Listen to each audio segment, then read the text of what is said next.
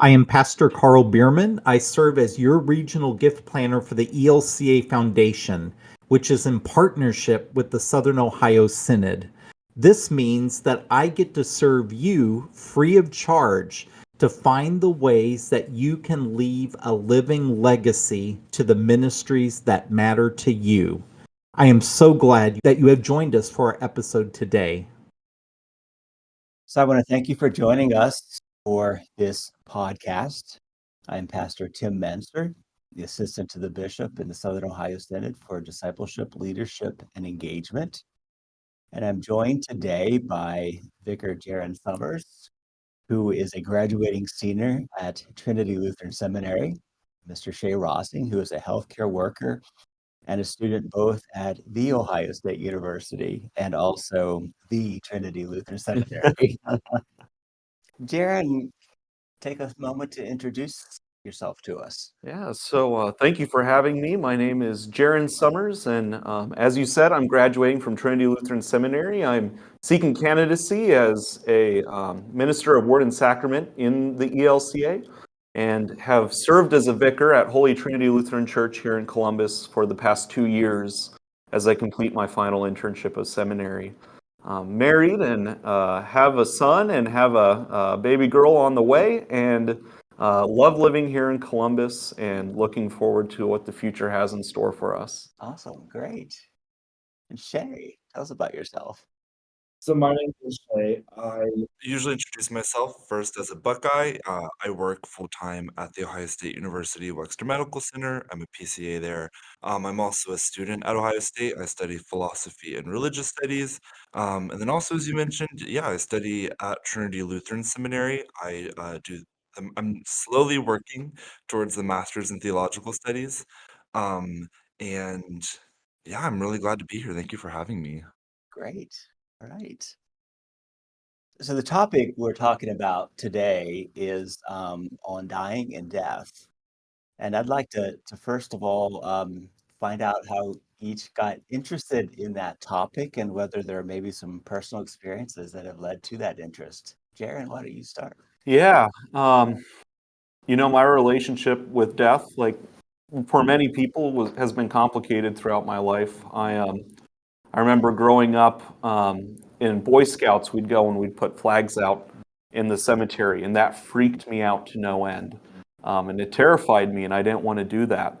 And I remember a scoutmaster pulling me aside and saying, it is scary, but death comes for us all at one point, and so, you kind of got to get used to it, and we're trying to do this thing to remember the fallen. And so for me, I vividly remember having that fear as a child, like, what is death and what is going on with graveyards and things like that. I have had family members pass away. Both my grandfathers have been deceased for a while, and have also lost pets as well. And then really started thinking about it more as I entered into seminary, and I spent a year as a chaplain at OSU's Wexner Center, one of the main research hospitals here in Columbus, and really fell in love with chaplaincy, being there for those in crisis situations and in the hospital. And a lot of times you are called to help those who are nearing or have already reached a state of death. And so taking that experience and then moving into more of a traditional parish ministry and working with close to death in that situation have really made me think about the theological and practical understandings and experiences people have with death. Chay. Yeah. I was really blessed as a child actually to not have a lot of death, in my family. And then in more recent years, it's just been something that unfortunately a lot of people in my personal life have passed. And this has really been like compounded by working in a healthcare center, working in a critical care setting. Um, because being a healthcare worker in those settings, like death is your day job, quip way for us to refer to like a reality of people are going to die, and having to understand death and dying was something that I wanted to compensate philosophically and I wanted to think about theologically. And I have found that it's been a really fruitful experience. and it's something that I think has offered me a unique perspective in both healthcare work, but also as someone speaking to the world, having had those experiences. And I think it's made me a more well-rounded individual in both settings, and it's something unique that I offer to this conversation. Thank you. So, Jared, you had mentioned about being a Boy Scout and the fear you had when you were at the cemetery. And that's the first question I wanted to put in front of both of you. What do you think it means to say that we live in fear of dying and death? When I hear that we live in fear of dying and death, I hear a lot, but I'm most thoroughly reminded about how for so many families, the idea of a loved one dying is just unthinkable and just um, understandably so. It's not a thought we like to entertain, but people are willing to go through unspeakable pain for themselves, but also put people they care about through unspeakable pain in the name of not having to think about palliative care, think about end of life care, because just the idea or like how scary the word hospice is, um, thinking about being in a world where your loved one is like no longer around is something that like seriously shakes people to their core and it makes them act in the utmost irrational sense in a way that I think we often underestimate and we don't want to talk about. So, the fear of losing the loved one may at times lead people to make decisions about a loved one's health care. That's more about keeping the person around than. Mhm.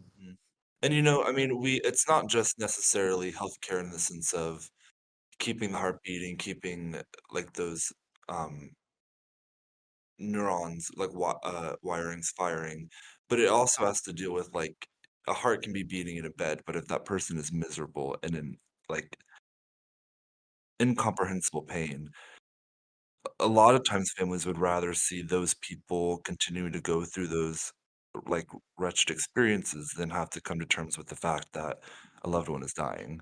And I think that is rooted in really a fear of death, and it could even be a way of projecting a fear of your own death onto other people. Like they must also be so scared of having to go through this death phenomenon that I would rather keep them alive in pain than let them pass peacefully. So, Jared, you were shaking your head yes about even the fear of one's own death has a role to play in that. Absolutely. The philosopher Martin Heidegger said that humans are beings towards death. Um, last time I checked, death has a 100% success rate. Um, and so we live, especially in the US and at large in Western society, we have such a complicated relationship with death. Whereas on the one hand, we have stark denial of death's reality. We don't want to think about it or even witness it. And yet, on the other hand, our culture is so imbued with death that we're surrounded by it all the time. And what I mean by that is, as Shay was saying, a lot of people don't have living wills or they don't have um, their own wills because they don't have that paperwork done because they're afraid, once I commit to a will, then I'm going to have to accept the fact that I will ultimately die. Um, so we have that on one end for many people in our society, and yet on the other end, we have movies like John Wick, where you might have 200 deaths displayed on screen at one time, and even though those can be entertaining, somehow our society can't grapple with the fact that I'm going to die, but on TV, every show that we watch has some form of death by violence or ceremonial death that we witness. And so I think really we have become so estranged with healthy ways of facing death and looking at death in our society that things have become very much flipped on their own head. So, Shay, Jaren was just talking about some of the trends that we're seeing in healthcare and in other institutions around the fear of death. How do you see that playing out in your work? There's a conversation that's like really alive right now in healthcare ethics, but also healthcare at large about trying to negotiate lifespan versus health span. And I'm reminded of this because, for so long we were so obsessed with like, how can we maximize life expectancies? How can we maximize how long people are living? And I think some people are starting to think about how can we make sure that the actual lives we're adding to these life expectancies are authentically lived um, experiences that people want to continue life, that they're living healthy lives and they're not chronically ill or um, ending their last years in, you know, SNFs, skilled nursing facilities, nursing homes, and hospital beds. Um, and yeah, I guess I'm reminded of that. I don't know if there's anything else I should be mentioning in terms of trends.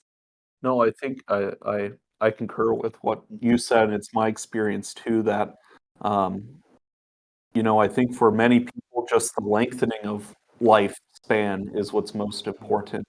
For members of my own family who've died, it's always been extremely difficult for someone to make the decision to withdraw life support, even when the possibility of returning to a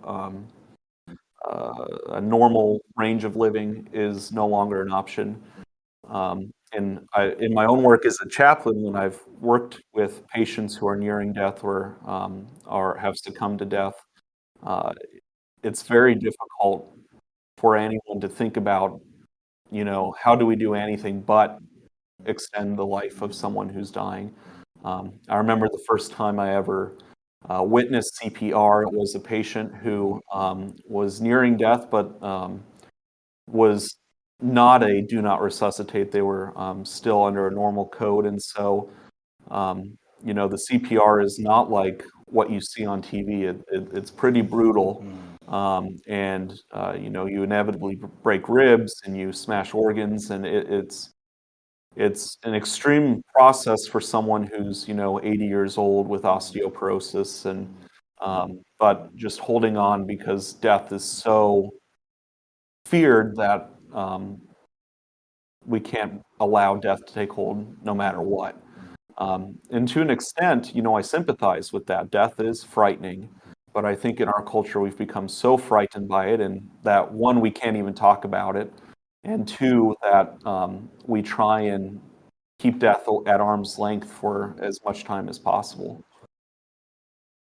I remember a time when a doctor came in the conference room to talk to the family about their loved one dying, and the doctor just simply said, we tried all we could do to restore a heart rate, but never actually said the person had died. And so the doctor left the room, and the family still thought that their loved one was alive. I think sometimes medical professionals have a hard time with that too. Shay, what have you seen?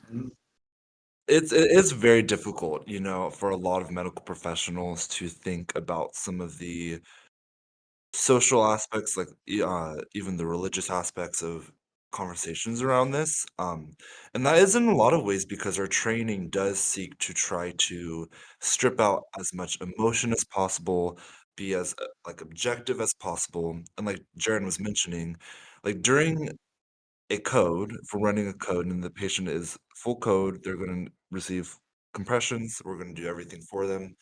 Um, the last thing on my mind is like, this is a human being.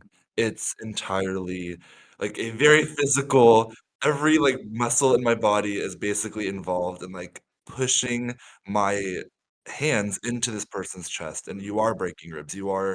It's incredibly traumatic, and it's not meant for like I mean, I can't give medical advice, obviously, but it's not meant for your older patients. It's something that is a miracle that, like, young adults and adults can heal from.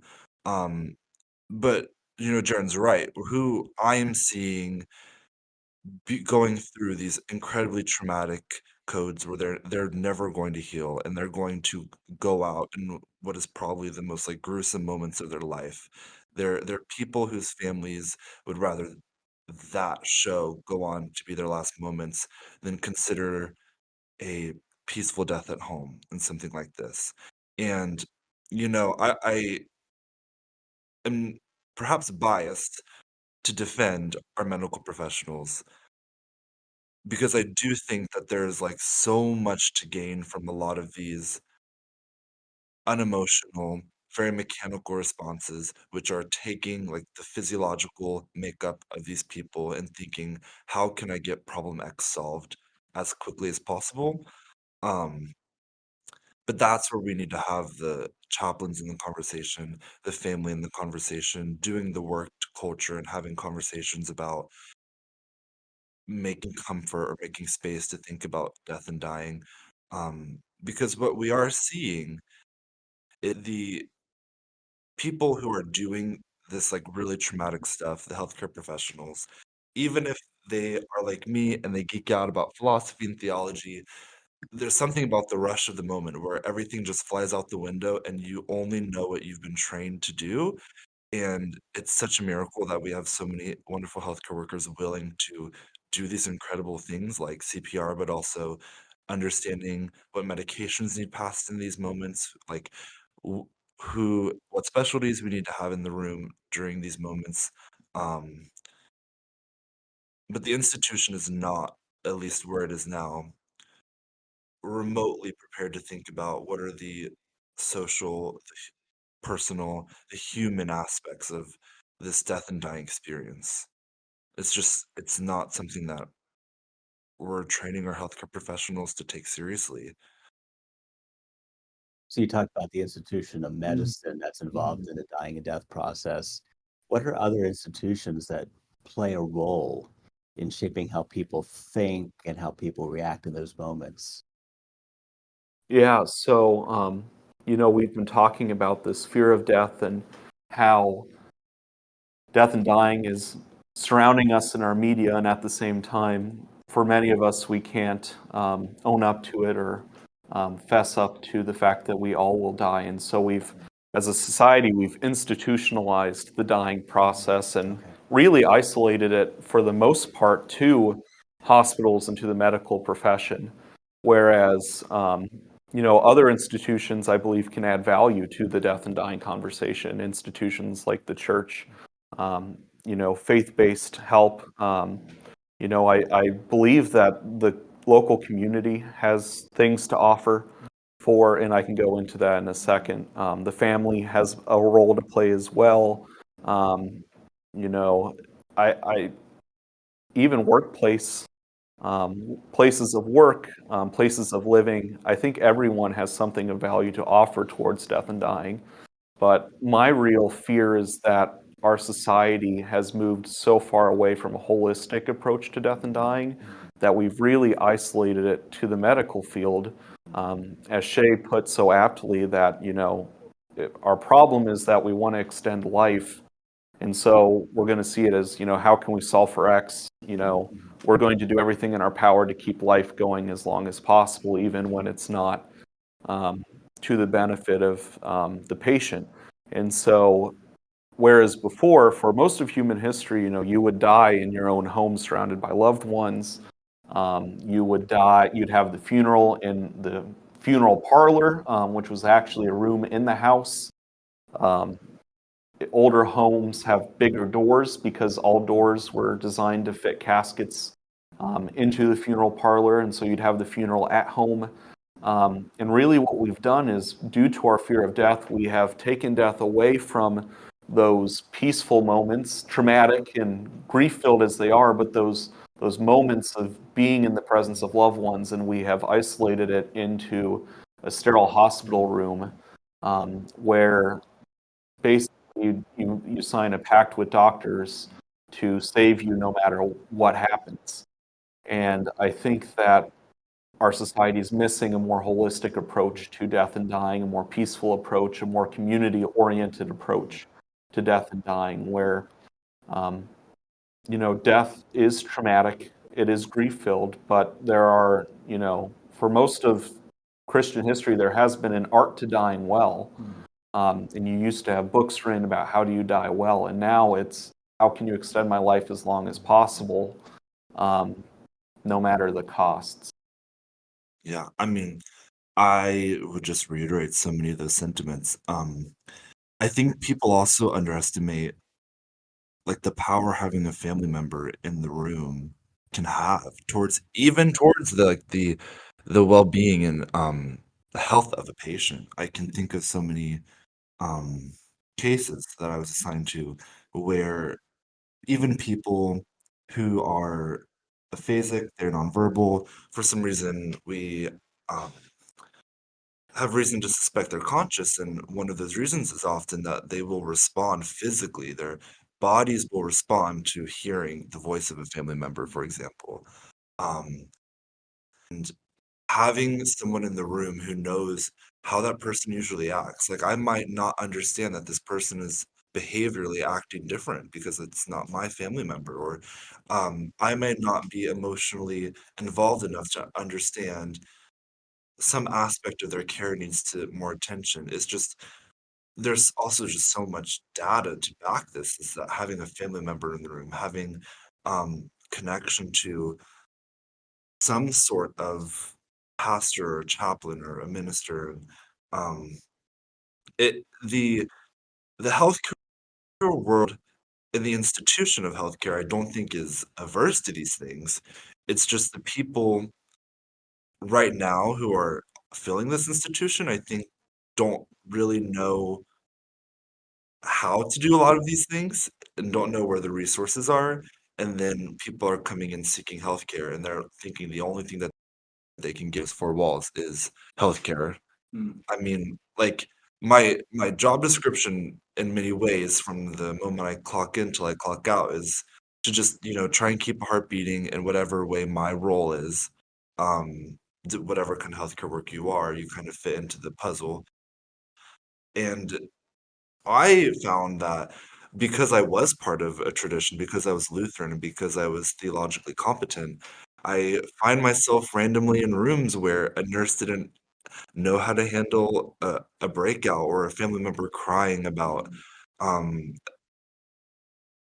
their family member in the bed, and they're nonverbal and they can't communicate anymore. And a lot of these experiences, a lot of healthcare workers aren't trained about, well, what do you do when not even your patient, but this family member in the room is crying? I know some people's first instinct is, well, let me get rid of this family member, like, let me remove it. And then we push this patient farther down the rabbit hole of institutionalizing their death, institutionalizing their disease. And it's just a really difficult situation, and I think that it begs us, all of us who are willing to have the conversation as a culture, thinking about, this isn't working here, and we need to get more voices in the room. We need to have more perspectives taken seriously, because it's not that, like, I don't wanna demonize healthcare workers, but if the only voice in the room is the voice that was trained to keep the heart beating, keep the brain working, then how you work with the spirit, or even the social dynamics of what's going on in these situations, those are just things that we can't expect them to be, working on, and you get, quirky people like me who end up taking up roles that are like, "Well, we could get other people in here instead of me." So, Jaren, we come to the conversation about dying and death from a unique perspective as Christians because we have a theology. Um, so how does the gospel speak to those who are dying and those who are grieving? Yeah, so I think that to start off with, every death is unique and every death is world changing for someone somewhere. And I believe that, Christ gives us the promise of eternal life. And so when someone dies, we have room to grieve. Jesus himself grieved when his friend Lazarus was in the tomb for 3 days. And so grief is definitely have a place. But as Paul says, as Christians, we do not grieve as those without hope, that we do have hope in eternal life. Now we can talk about more what exactly that hope looks like, but really, um, for me, it's this hope that God is on both sides of death, and that um, a relationship with God is an eternal relationship, and that um, for those who have died, that they have not left their Creator's care. They might not be with us in the same state that they were, even moments before, but that we have hope that through God, love wins in the end, and that life wins, and that God wins, and that um, life continues in some form or fashion. So if you're a person that's grieving and someone comes up to you and says, well, you're a person of faith, you shouldn't be upset. How do you answer that person? Yeah, for me, I'd remove all the cliches that you usually hear.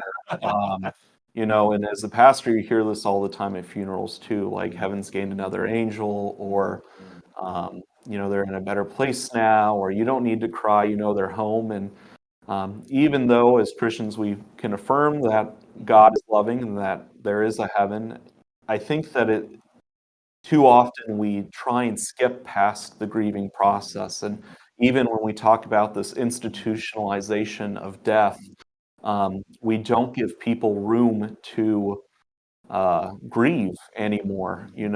Like your mother died, now it's time for you to get back to work. We don't give people the space to effectively grieve, and that this isn't just a week-long process, month-long process, or even a year-long process. This is a lifelong process. I still grieve over my grandfathers who passed away. And some days are better than others, but grief never leaves you. You grow around grief.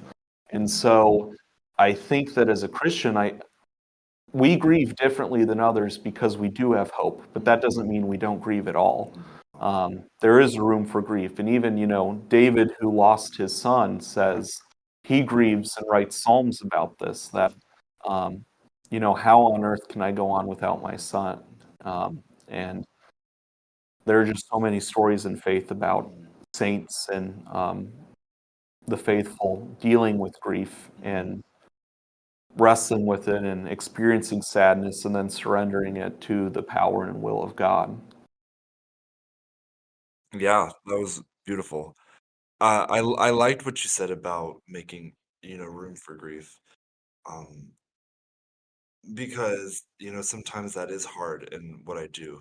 Um, but like, you know, the cliches don't really help people.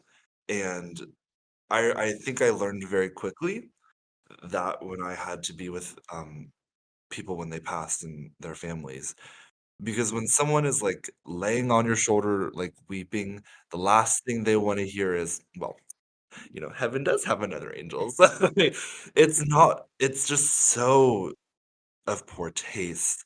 And the things that have actually made a difference, I think, to help people, to help them through the grieving process, has even been me just sitting there, letting them cry and listening to them and hearing them and affirming them and acknowledging that it hurts and that it's awful, and you're not a bad Christian because this is such a difficult moment in your life, or you don't have to like have some crisis of faith because you have felt such great grief at the death of a loved one, which is, I think in particularly like evangelical flavors of Christianity is supposed to be a celebration. We should all be happy and move on and not worry about it.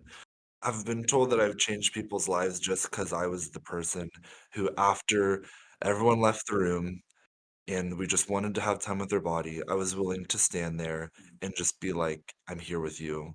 How can I witness this with you? Um, and people really want that, especially, you know, in Wexner, we still have a lot of post-COVID policies, and you're not really supposed to have more than one family member at one time in the room overnight. And like imagine you're alone, you have no family with you anymore, and you just witnessed probably an incredibly traumatic moment. Having, a random healthcare worker in the room, especially the PCA who has seen this person so many times over the course of the night and is gone to know the patient well and you well, it does make a difference, and you're not like that weirdness of being a stranger or the cringeworthiness, it all fades away, and I think that those are probably like why I'm still doing what I'm doing, why the dirtier parts of the job or the less fun parts of the job always end up getting like overwhelmed by how fulfilling being there for people is. And I think that's certainly the case. I also think, jumping from that, um, as Christians, and at some point we can eventually talk about what eternal life looks like, but we don't want to skip to that. You can't get to Easter Sunday without Good Friday. And as Christians, especially as Lutherans, we have such a cruciform understanding of the life of Jesus and of our own lives that, God actually has died, that we have killed God, and yet God has tasted death just as we taste death. Jesus died on a cross and it tasted death just as we taste death. And so, to me, it's always comforting to know that when I comfort people, that God weeps with them just as they're weeping. And that, as the Bible says, God does not rejoice in the death of the righteous, that God weeps for those who have died. God understands just how painful this is, and that God's not there telling you to, buck up and get through it, that God's saying, I'm going to be with you as a shoulder to cry on throughout this moment. And that as pastors and as healthcare workers, we can help show that love of God by being present and saying it's really okay to grieve because God gets what it means to lose someone. God lost his own son. So I think that that's definitely an aspect of the pastoral care that pastors provide and healthcare workers provide. To come back to the gospel, I do think that like that really is at the heart of my faith, and I think it's at the heart of the Lutheran tradition. Is that sometimes I hear people go, well, do you really believe all that? Like, do you really believe that God made flesh and became human and did all these miracles? And it's the gospel story is at the heart of what I've known to be true, even just as a human being. Like I believe God not only became flesh and went through the excruciating pain of the passion and crucifixion and resurrection, um, but that process of excruciation into death and resurrection is a process that I go through all the time, and that so often I have to die to myself. I have to pick up my own cross and permit much of myself to die, in order for God to work through me and to create life, to be able to see and taste resurrection. And that, the gospel is not just a historical account of what happened when God became flesh in Christ, but that it really is this process of dying spiritually, emotionally, dying to something that is haunting you. And that can also just include the grieving process. I mean, in a lot of ways, when you lose someone very close to you, you lose so much of yourself with them. And the idea that that could be your own passion preparing you for a future resurrection is often difficult in the moment.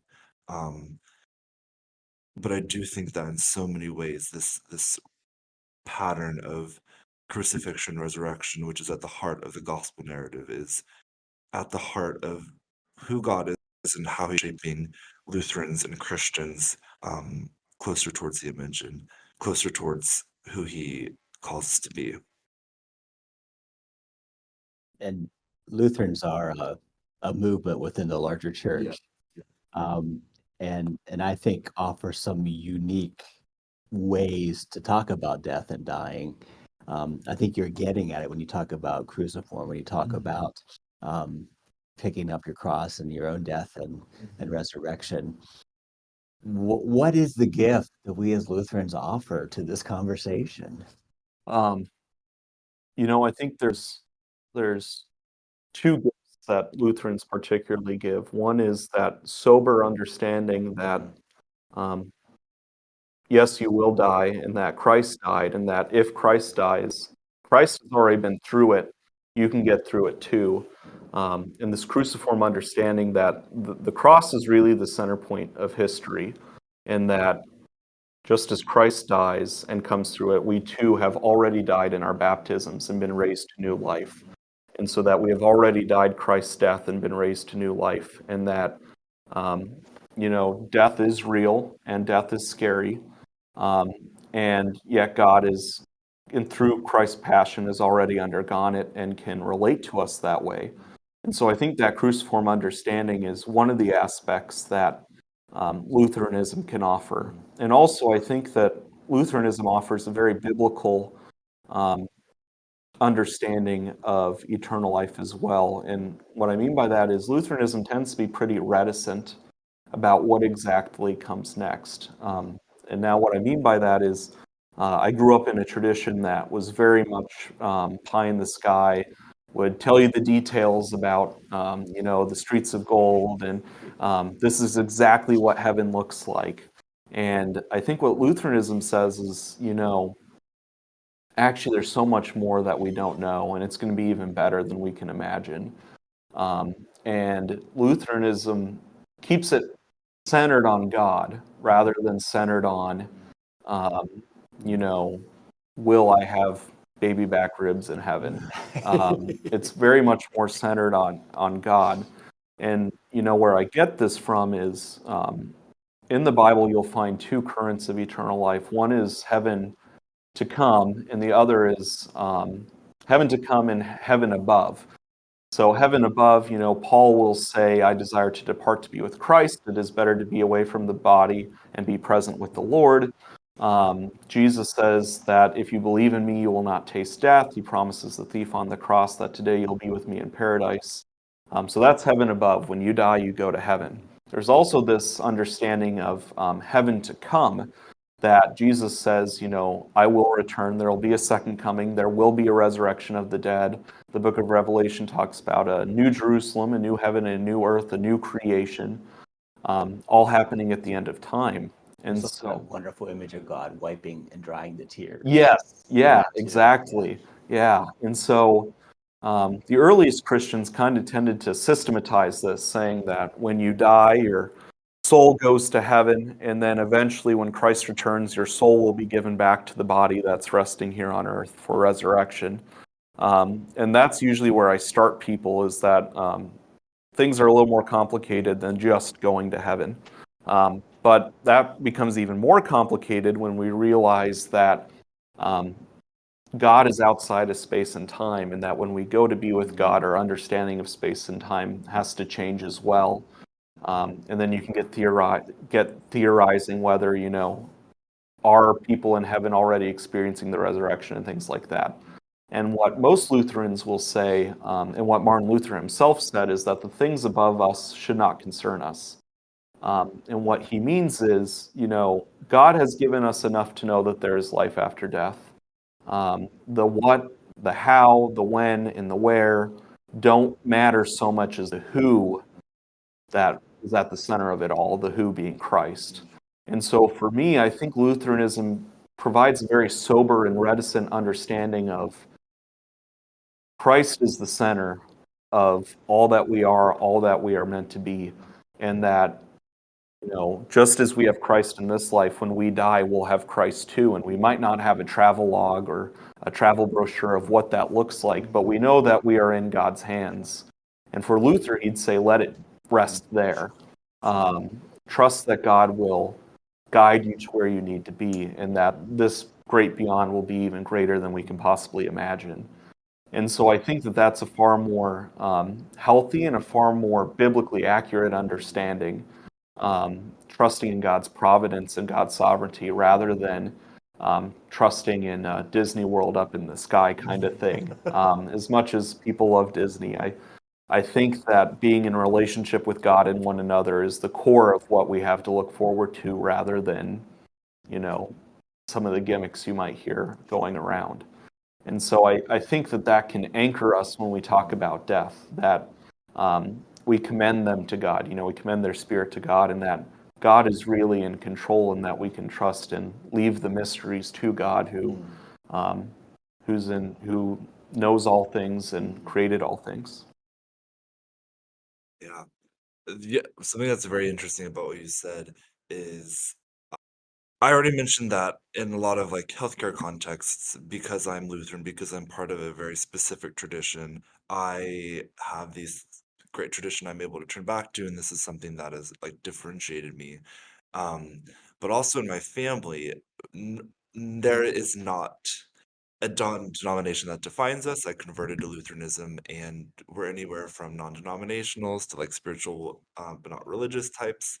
Um, and something that has in these last few years, as we've dealt with a lot of personal death in the family, um, that has haunted the conversations around the afterlife, is I have a very Lutheran view of what happens after. I have a very theocentric view. I believe that it's going to bring us back into full communion with Christ. But in terms of like the Disney world, I have a lot of family members who want to hear that what I think is next. And I'm just like, I don't know. I think it's a mystery. And they're like, aren't you supposed to have the answers? You have a tradition. And so I think it's so fascinating that you mentioned that, because a lot of what you mentioned happened just to be the things that I, in interacting with a lot of the Lutheran tradition, are the things that have stuck out to me. Other things, that have come to mind, is I think it is very Lutheran, this way I've used the theology of the cross, a way I've talked about living the resurrection, and the crucifixion process. I think that's a pretty characteristically Lutheran thing. It's something that a lot of Lutheran thinkers have done.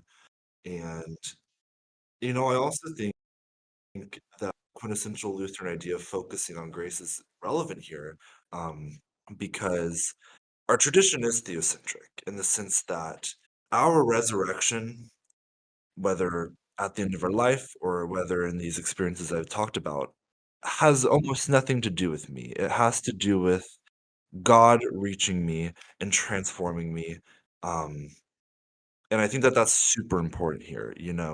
When you're grieving, when you're overwhelmed by the sense of like dread and loss, it's like you feel powerless. You feel confused. You feel hurt. You feel damaged. You don't think you're ready to pick yourself up and move on to the resurrection. You're lost in Holy Saturday. You're lost in the suffering. You're lost in just how overwhelming and dark everything around you is. And if in those moments it was my job to resurrect me, if it was my job to bring me to Easter Sunday, game over. It's not happening. Um, but in our tradition, we understand that it's like God will reach you when you're buried in the tomb, covered in dirt, looking like the gardener. um, God will reach you and resurrect you and find you and make you whole and will take you to Easter Sunday. And that's a process that's entirely reliant on God, and that's not something that I have to worry about, because there's grace for that and there's mercy for how shortcoming and unable to do that myself I am. And that's something that stuck out to me about the Lutheran tradition that is so important to Lutheran theology. And I think it comes up here. It's still salient. Just this idea that it's God coming down, taking on our flesh, but also God reaching down to us, resurrecting us, moving us out of Holy Saturday. Um, and that I don't have to have it put together. I don't have to know how I'm going to get through this, how I'm going to grow around this grief. All I need to do is give in to this plan that God is working around me and allow him to work in my life. And I think that's pretty Lutheran contribution that we can add to this conversation. So in our conversations, you have mentioned, I think, a couple practical ways to be with someone in a moment of dying and death, to give them permission to grieve. Jaren, you talked about that. Shay, you talked about not needing to say anything, just being there with the person. Are there other things that you could recommend, that if someone is with someone who has had a loss or is going through that severe pain, um, what how can you be with them? How can you minister, care for them? I think that there is something to be said for community. And as someone who wasn't in the church for a good portion of their life, I think that now that I am part of the church, I think many of us take it for granted that this family we have surrounding us, but I think there is something to be said that, having community around you, being part of a church is so helpful and provides such a healthy outlet for those who are grieving, to have those who support them, especially for those who might not have family members close by. And so I think for those of us who are part of a church, don't take for granted the fact that you have a family of believers around you who are able to support you. And if you don't have that, I think, most pastors would love to have you reach out and say, hey, I'm really struggling. I need help getting through this, because we're here to walk through this with you. And so, some communities are better at giving space than others, but I think, advocating and looking for community if you need it, and also taking space for when you need that as well. I think that, each person, it's different, but trusting that God's going to guide you through that process. Of course, turning to prayer, turning to other spiritual practices, but really just letting the Spirit move you to where you need to be. Yeah. I guess I have a few things to say. The first thing is just remembering what everyone's role is. Um, like every single healthcare professional has like a very detailed, hyper specific list of this is your role to play in just about every situation. You don't have to know all that, but you do need to know the healthcare worker's job is to keep the heartbeat in. You should understand that the you should know that the social worker's role is to help with things at home. You should know that the chaplain's role is to help spiritually. So that way, when things come up, um, it's not dominated just by the easiest person to talk to. It's not dominated by who's already standing in this room with me. Because, l- I mean, a pastor can offer a lot of spiritual guidance that, although I'm very honored to have been a part of so many people's grieving moments, I wonder if they knew that they had that option to get a chaplain, if the chaplain wasn't on call. And if you are, thinking about some of these things, trying to think about in my last moments, who do I want in the room? What is the role of my child? What is the role of me? Thinking about what is everyone's place here and how is this supposed to go? Those aren't things that you should just passively let happen. You should, if you're thinking about anything, think about why is everyone here and why is it important to me? Like the healthcare worker's role is important, but there are also options that aren't in that sterile room in the hospital if that's not right for you. And no nurse, no doctor worth their marbles is going to lie to you about the information about what's happening with this patient family member. They might tell you in a way that's sometimes hard to read if you're not medical dweeb, but they also really want to help make this process as seamless as possible. Um, but they can't be the be all end of conversation. You have to have that conversation with everybody who is a player in this process of death and dying for you. And you know, those are things they should be thinking about as early as possible.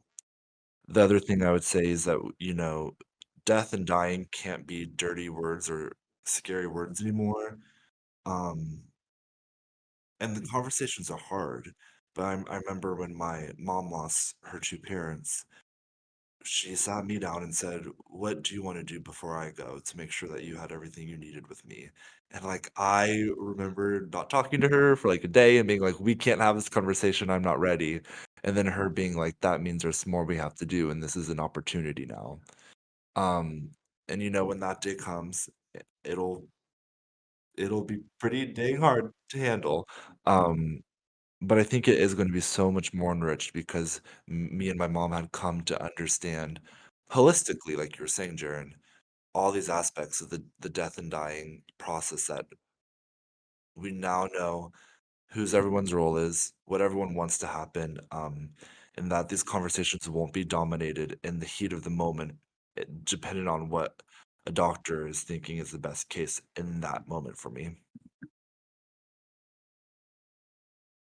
Boy, and I think that notion of thinking and talking through it Yeah. before it actually happens, and even if you're the person that's dying, how you can help Yeah. your family. Yeah. I remember a person one time making his wife promise that she wouldn't cry after he died, Mm. and the spiritual turmoil she was in after he died because she kept trying to force herself not to cry. And when finally someone in the family said, "You know what? Dad was wrong on this. It's Yeah. okay to cry," then we started to see her hold on for hope. Yeah. And I mean, I'm like some very fanciful, here are some things you can do. But I think the most important thing, and it's unfortunate because this is the hardest advice to follow, is that you can't make up rules. It's not going to go exactly as you planned. I was trying to be a little conscious about my language of like know everybody's role because my pastor's role might change very quickly depending on the situation. And being fluent in, what is right in this context is going to be so different because, you know, no death and dying process is the same. There are some things, some nurses you'd be shocked will tell you exactly what's going to happen and they're right to like the hour.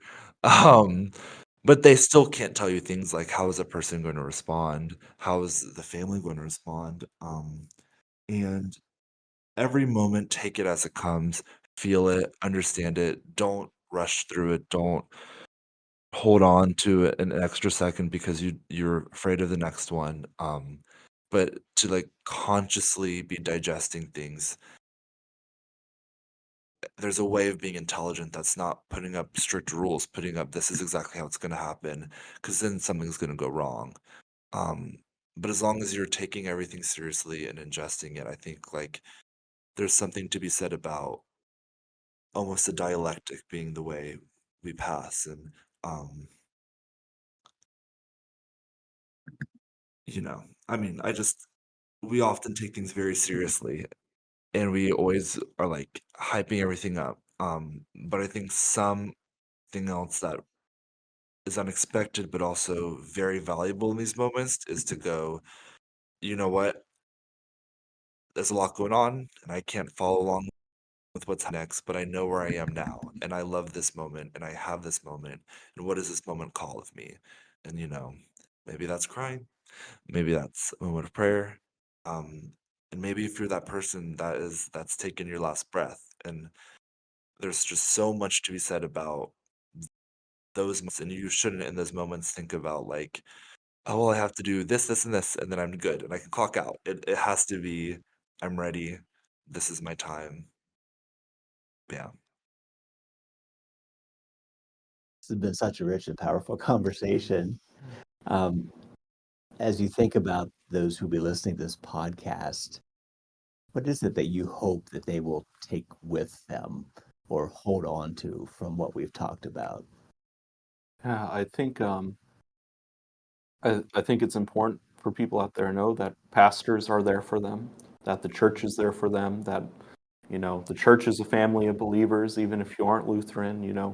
The body of believers is here to help those who are grieving, and that most importantly, God's present in the midst of everything that's going on, and that God's weeping throughout the death, and God has already died the death that we will all ultimately face, but that truthfully, that just as we have God in this life, we have God in the next, and that God is waiting for us on the other side. And even though we don't know entirely what that looks like, we can trust that God will be there to guide us to where we need to be, and that once we surrender that need to be in control, and we surrender that and leave it to God, that allows us to have so much more room to live and breathe in the here and now.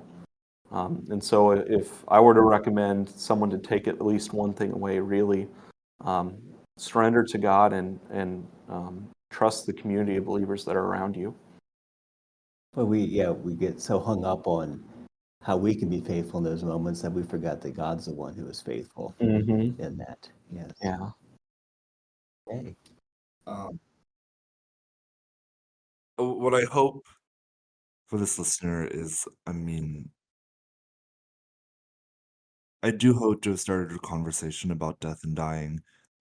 but that we remember that those moments are not just barred to your final breath, um, but also that, like, I really do believe that this process of death and resurrection is something that we're all going through consistently and constantly, and that we do in these excruciating passions where we're picking up our own crosses and we're going through our own spiritual deaths and resurrections, um, that we remember the stuff, that we are taking those moments and taking it as they are and looking around us and remembering everyone's role in our spiritual journey. Um, and that I also think, it's becoming a very scary time for organized religion and Christianity. And there's so much talk about the death of the church and churches dying and all of this. And um, the gospel really still has something to say about what we're seeing right now in organized religion, which is that we do have hope of the resurrection, and that where this death is happening, where there's so much to be said about an excruciating passion of budgets and meetings and terrifying headlines, that the gospel story is real and that we have hope for the resurrection, and that as a community of believers, as individuals transformed by grace, that there's so much for us to take on, and that process of resurrection is happening every day, and that there is still hope, and there's still something to be said about the moments of death and dying. But that transition from Holy Saturday to Easter Sunday is real and something that we all really should be holding on to right now. Well, Shay and Jaren, thank you so much for your beautiful and thoughtful reflections upon the topic and really opening up your hearts and souls as well as your minds as we talk about this. And thank you for the ways that you care for people in those moments of those Saturday moments, as you call it, those moments of dying. I think that they are in good and faithful hands when you are there with them. So thank you for being part of this podcast today. Thank you for having us. Well,